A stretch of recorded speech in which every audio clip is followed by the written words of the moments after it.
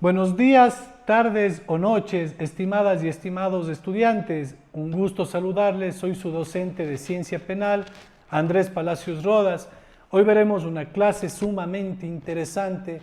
Esta es las teorías de la pena.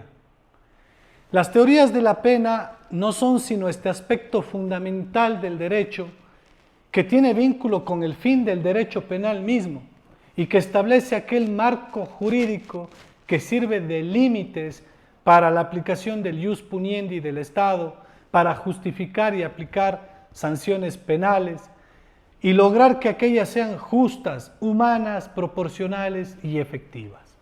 Es así que veremos de distintos enfoques que a través de la dialéctica social se hayan ido plasmando en la doctrina jurídico-penal y discutiremos sus implicaciones prácticas en la sociedad.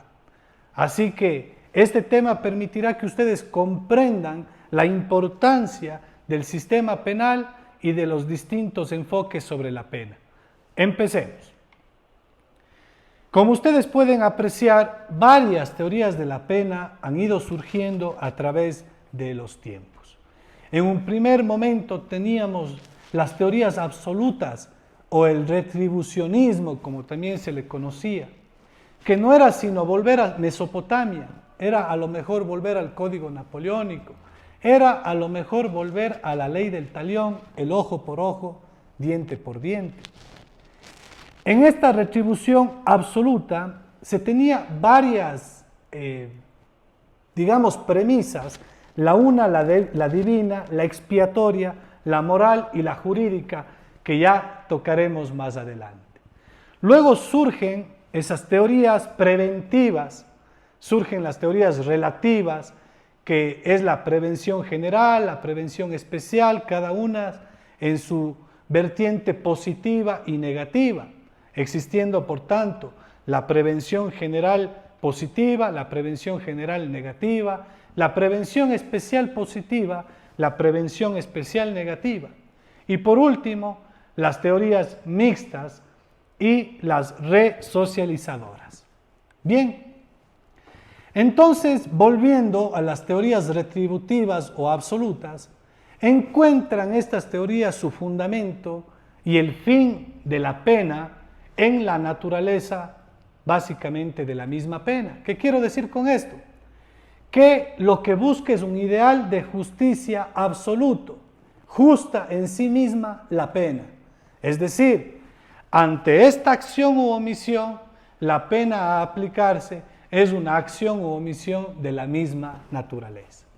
Consecuencia entonces necesaria y absoluta de la infracción, del delito como tal, prescindiendo por tanto de conceptos de humanidad, de conceptos como el de proporcionalidad, de conceptos como aquellos, sino yéndose exclusivamente al castigo puro y simple, de si me cortaron un brazo, le corto un brazo.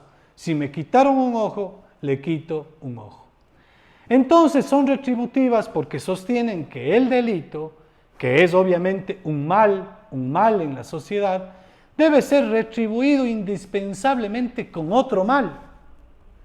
Esto justifica, por ejemplo, en muchos casos, lo que en algunos países todavía persiste, como la pena de muerte. Entonces, es proporcional, sí, pero al mal causado, dejando de observar principios como el que ya mencioné del derecho penal mínimo, de subsidiariedad, el principio de humanidad.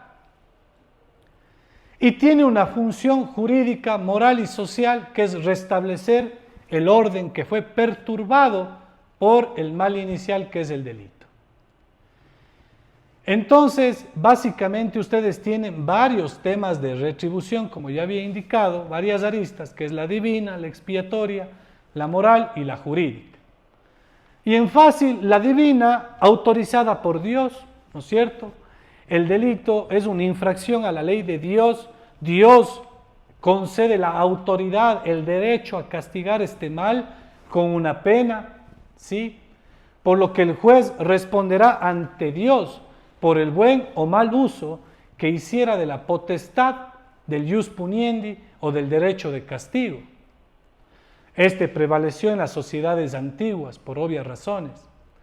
Luego la expiatoria, que no es sino una satisfacción a la sociedad, y sí apareció en las sociedades primitivas, pero hasta la presente fecha vemos cómo se utilizan medios de comunicación para lograr un poco este fin retributivo, expiatorio.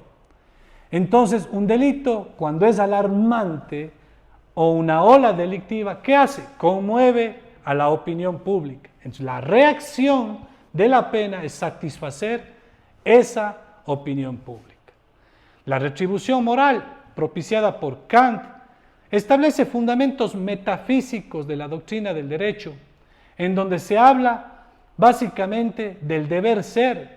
Si una sociedad llegara a disolverse por el consentimiento de todos sus habitantes, como si, por ejemplo, un pueblo que habitase una isla decidiese abandonarla y dispensarse, el último asesino detenido en una prisión debería ser ejecutado antes de esa disolución, a fin de que cada uno sufriese la pena de su crimen y de que el crimen del homicidio no recayese sobre el pueblo que descuidó imponer el castigo.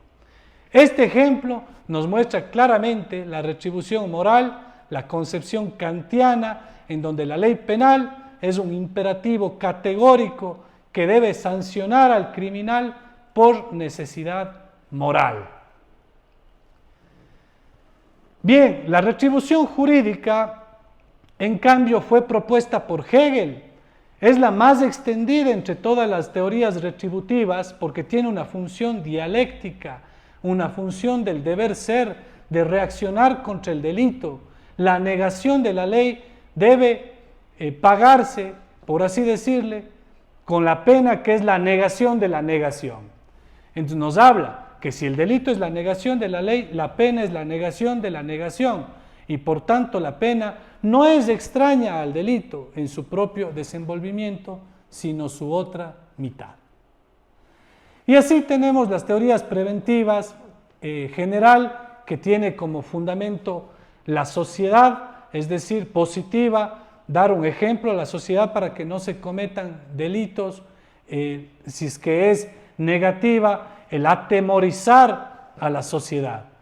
Mientras que la especial tiene que ver con el individuo. Si es positiva, busca la resocialización. Si es negativa, la inocuización o el alejamiento de esa persona de la sociedad.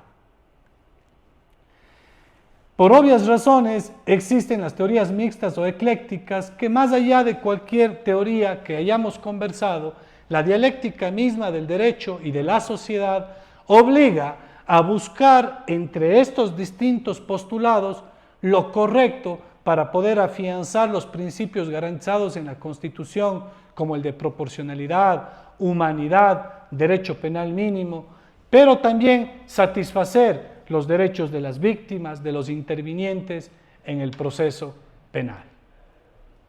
Entonces, estimadas y estimados amigos, conocer las teorías de la pena no solo que nos hace comprender el fin del derecho penal mismo, sino nos hace comprender que las grandes luchas de los científicos de la doctrina penal ha sido para justamente olvidarnos del ojo por ojo, diente por diente y brindar estos ingredientes especiales como el de humanidad, proporcionalidad, derecho penal mínimo y sobre todo tomando en cuenta el fin ejemplificador de la norma penal, el fin positivo de prevención general, el fin positivo de prevención especial.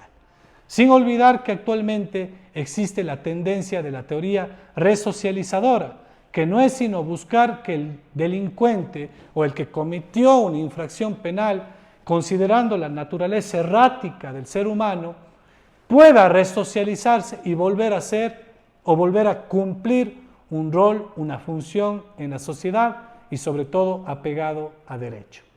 Hasta aquí mi intervención, un placer saludarles, estimados estudiantes.